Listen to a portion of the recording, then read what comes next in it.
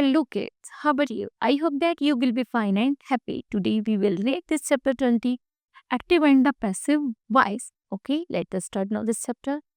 Read the following sentences carefully. जैसे हमारे पास एक तरफ एक्टिव वॉइस दूसरी तरफ है पैसिव वॉइस. एक्टिव वॉइस है शी विल प्ले बैडमिंटन, वह बैडमिंटन खेलेगा. तो पैसिव वॉइस बनाएंगे बैडमिंटन उसके द्वारा खेला गया, तो बनाएंगे badminton will be played by her. She plays badminton. पैसे बनाएंगे badminton is played by her. She was playing badminton. वह खेल रहा था, तो badminton was being played by her. उसके बाद she has played badminton. ये है हमारा past continuous sentence. तो badminton has been played by her. उसी तरह future will have played badminton. तो बनाएंगे पैसे will have been played by her. Next है शी प्लेड बैडमिंटन. बैडमिंटन खेला, तो badminton was played by her. She is playing badminton, तो badminton is being played by her.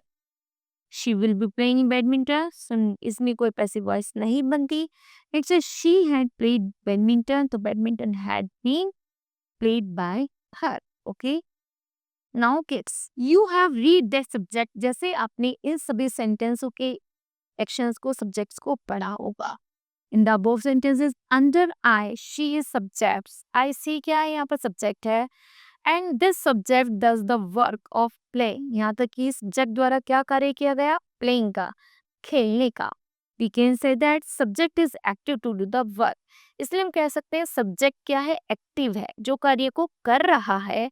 So it's take the works answer in the active voice. इसलिए जब इसमें work के साथ कोई कार्य मिलजुल कर किया जाता है और एक्टिव है, उसी को हम कहते हैं एक्टिव वॉइस.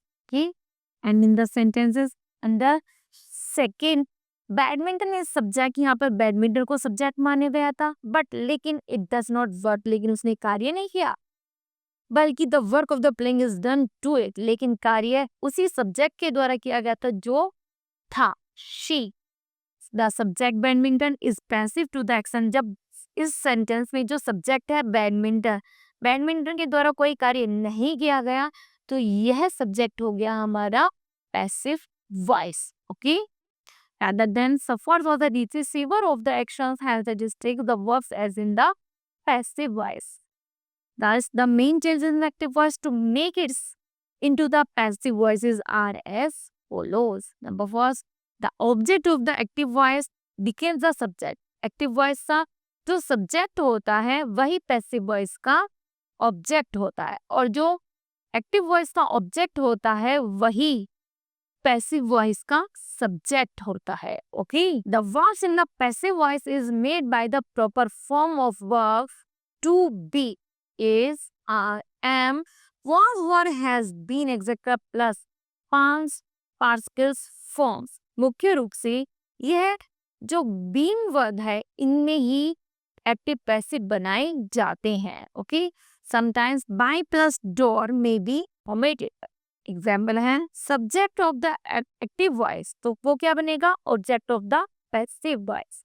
और जो subject of the passive voice का है वो बनेगा object of the active voice. Okay, next है uses of passive voice. We naturally speak in the active voice. Sentences in active voice are shorter. The passive voice is used where the person or things receiving the action is more important than the performer.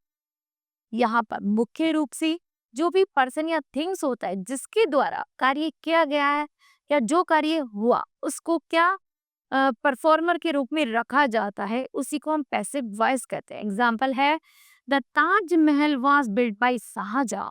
Shahjahan के द्वारा ताजमहल बनवाया गया. Okay, next पे the chief guest was the welcome by the principal. Chief गेस्टों का स्वागत principal द्वारा किया गया. ओके, नेक्स्ट है the agent of the doers to the action is are not.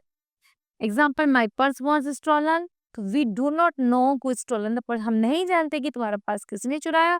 यहाँ पर क्या है, डोर्स क्या है, डोर के द्वारा कोई एक्शन नहीं हुआ, अर्थात डोर्स को कोई नहीं जानता, इसलिए हम इसको भी पैसिव वॉइस मान लेते हैं. नेक्स्ट है we don't want to mention the doers of the actions. जैसे the flag was hoisted, flag को फर्स्ट एड किया गया था।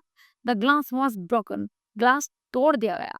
बाय यू जो है वो तुम जो है वो क्या एक साइलेंट वर्ड होता है जिसमें सब्जेक्ट छुपा होता है, तो इनको भी हम पैसिव वॉइस ही कहते हैं। If the action is more important than the one who performed it, all actions to Shimla, all trains to Shimla were cancel, Shimla को जाने वाली ट्रेन सब कैंसिल कर दी गई है। Okay, now kids, this chapter will be completed. I hope that you understood that. Thank you. Have a nice day.